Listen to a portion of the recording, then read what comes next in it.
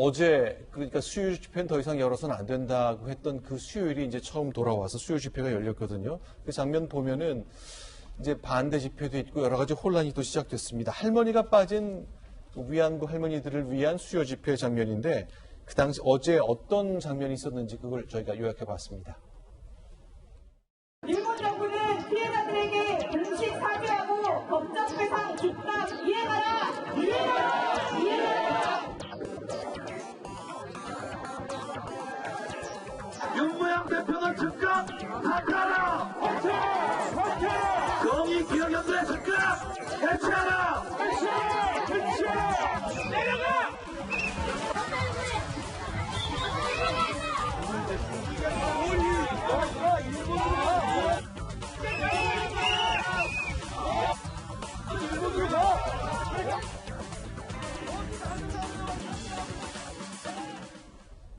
네. 전 저 장면 보면서 좀 가슴이 많이 아팠던 게 지금 저기서 찬성을 하건 반대를 하건 집회를 하고 있는 사람들이 다 순수한 마음이 분명히 있는 거예요. 한쪽은 위안부 할머니들을 위하는 마음으로 여길 지키자. 또 한편도 마찬가지로 위안부 할머니를 위하는 마음에서 네. 제대로 해라라는 측에 저는 부딪히고 있다는 생각이 드는데 과연 이게 정말 피해자인 위안부 할머니들을 위한 것이냐 결과적으로 이게 위안부 할머니들이 원하는 행태일까에 대한 좀 의문이 좀 들었어요. 그래서 지금이라 좀 빨리 이 부분에 대해서 자꾸 이렇게 길게 긴 싸움으로 갈 것이 아니라 피해자 할머니께서 의혹 제기를 하셨으면 거기에 대해서 빨리빨리 그럼 따따따 수습을 하면 될 일 같아요. 아까 변호사 회계사 다 감사로 있다고 하니까 저 그 부분에 대해서 빨리 좀 매듭을 지을 수 있는 분들이 책임을 지고 매듭을 지었으면 좋겠다라는 생각이 들고 이용사 할머니가 계속 억울해하면서 사역이라는 단어를 쓰는 여러 가지 중에 윤미향 당선인 남편이 또 무슨 어떤 간접 조작 사건 이런 것으로 감옥에 있을 때 자신에게 탄원서를 써달라 이런 부탁도 했대요. 그러니까 여러 가지로 지금 윤미향 할머니가 억울한 부분은 그거예요. 위안부 피해자라는 것을 내세워서 모금 활동을 하면서 결국 본인들은 우리를 위해서 이 단체가 있는 줄 알았는데 우리를 위해서도 존재하지만 그 이면에 본인들이 원하는 개인적인 사리사욕을 위해서 우리가 이용당한 면들도 굉장히 많았다. 근데 이제 와서 윤미향 당선인이 우리는 해달라는 대로 다 해줬는데 그리고 뭐 10억엔 뭐 무슨 돈 받은 것도 우리는 처음에는 얘기 안 해서 알지도 못하고 이랬었는데 결과적으로 봤을 때는 우리를 위한다는 단체에서 우리를 위하는 행동 외에 사적인 용도로 우리를 이용하고 있다는 그게 굉장히 상처를 받으셨던 것 같아요. 그래서 이 부분에 대해서도 좀 마음의 치유를 함께 좀 해주셨으면 어떨까 싶습니다. 그러니까 우리가 저렇게까지 30년 동안 얼마나 많은 일들이 있었겠어요? 그 할머니와 단체 사이에 있었던 일들이 다 이 할머니 마음속에 있을 텐데 우리가 이런 것도 해줬는데 우리가 좀 국회에 가지 말고 우리를 위해 더 일해달라는 그 요청을 좀 들어주지 않아서 이거는 어떻습니까? 이거 뭐 가정의 영역인데요. 의원을 해보셨으니까 윤미향 당선인이 이제 출마하려면 이제 당에서 이제 이 과정을 거치는데 할머니들하고 상의를 했겠죠, 당연히. 그러니까 이제 상의를 하고 충분히 동의를 얻어야 되는데 그 부분이 좀 소홀했구나. 할머니들 저 이번에 출마할 테니 양해해 주세요. 제가 가서 일 열심히 할게요. 아마 이제 그렇게 했는데 아마 제가 이렇게 느낌으로는 썩 맞듣지 않게 생각했던 것 같아요. 할머니들이요? 할머니들이 우리 일을 좀 더 하지.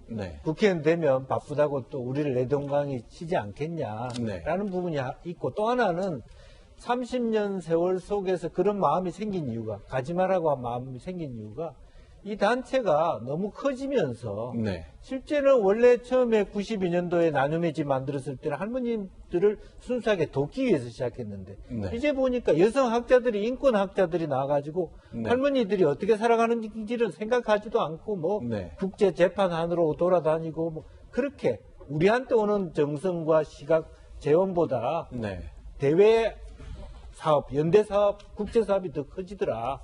그런 데 대한 섭섭함이 있었다는 거거든요. 그러니까 지금 말씀하시는 그러니까 일본군 위안부 피해자 할머니라는 이제 용어를 그동안 저희가 흔히 써왔는데 이제 이 단체에서는 성노예라는 표현을 자꾸 써서 이 할머니가 상처를 좀 받았다는 거죠. 우리가 왜 성노예였냐? 그러나 미국 사람들이 이렇게 써줘야 반응을 한다라는 말에 우리가 중심인가? 과연 이 단체의 존재가 중심인가? 바로 그 포인트입니다. 그러니까 할머니를 중심으로 할머니 생각을 받드는 일을 해야 되는데 어느 순간 말하자면 진보적인 여성학자들, 진보적인 인권학자들이 중심이 되어버리고 할머니 말씀은 그냥 알았습니다 해놓고 전혀 반영이 안 된 채로 몇 년이 지나왔다는 부분이 더 큰 문제일 수도 있습니다. 돈 문제보다. 그렇기 때문에 지금이라도 지금 그것을 우리가 왜 잘못한 게 있냐 이런 게 아니라 할머니들을 순수하게 돕기 위한 모임하고 국제연대 모임을 좀 갈라해야 될 필요가 있을 것 같습니다. 네. 목적성 기부금과 비목적성 기부금인데 네. 목적성 기부금은 할머니를 돕는 일에 썼다 하더라도 비목적성이 더 커버린 부분에 대해서 섭섭함이 있다면 네. 다시 한번 윤미향 당선자가 그 부분을 반성할 필요가 있고 이 단체를 일해왔던 사람들이 다시 한번 할머니의 초심 중심으로 할머니 중심으로 초심 중심으로 다시 반추할 필요가 있다. 네. 예, 그러니까 저도 계속 말씀드리지만 윤미향 당선자를 대변하는 입장이 네. 될 수도 없고 될 이유도 없지만 네. 윤미향 그 당선인이 이야기한 것은 그 비례 국회의원이란 게 아시겠지만 이게 좀 체계적으로 절차가 안 되다 보니까 당일에서야 통보 개념으로 받았다고 하더라고요.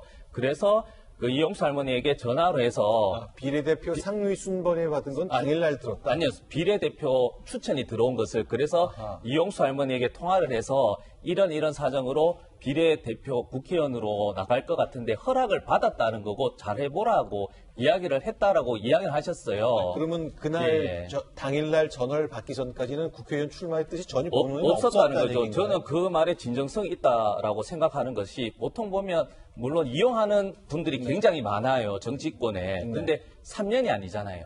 30년 동안 네. 이용수 할머니를 위해서 그리고 위안부 문제를 위해서 했다는 것은 말이 30년이지 30년을 국회의원을 위해서 그렇게 뭐 이용했다? 그렇게는 저는 보진 않는데 단지 오해가 있었던 건 맞는 것 같아요. 이용수 할머니 입장에서는 뭐 예를 들어 우리가 30년이면 동반자잖아요, 인생에. 그러면 평생 함께 가야 될 동반자 개념인데 국회의원으로 한다고 하면 순간 이제 머리로는 이해하지만 가슴으로는 순간적으로 생각을 안 해보셨을 것 같아요. 네. 그래서 이 부분은 분명한 것은 저도 늘 이야기하지만 이용수 할머니가 92세 연세시지만 자존감도 굉장히 지금 높으시고 누구에 의해서 개입으로 의해서 이 생각이 왔다 갔다 하실 정도는 아니다. 그래서 네. 두 분의 문제라기보다는 두 분에서 해결할 수 있는 것도 필요하다는 거죠. 네.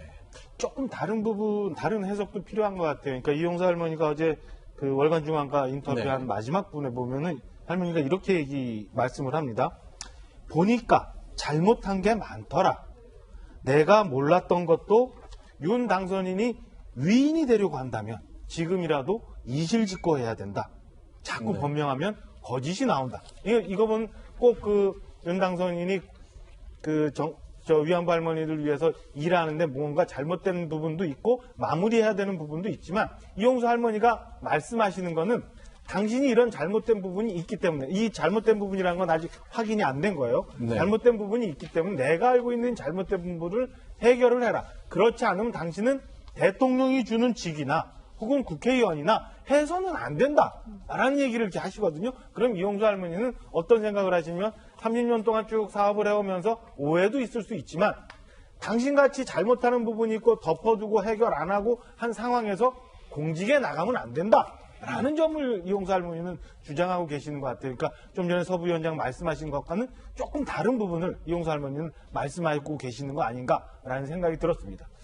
일단 저도 이제 중앙일보에 실린 그 인터뷰를 쭉 보면서 여러 가지 생각을 밝히시긴 했습니다만 그런 생각을 하게 된 근거랄까 배경이랄까는 아직 자세하게 설명하고 있지 않기 때문에 사실은 이제 상당 부분은 그 추정을 좀 해야 되는 영역이 있는 건 분명히 사실인 것 같습니다. 연일 계속되고 있는 우리 내부의 갈등인데 사실은 이 사안을 일본이 어떻게 볼지 일본 매체는 어떻게 다루고 있을지 굉장히 걱정도 되고 그렇습니다.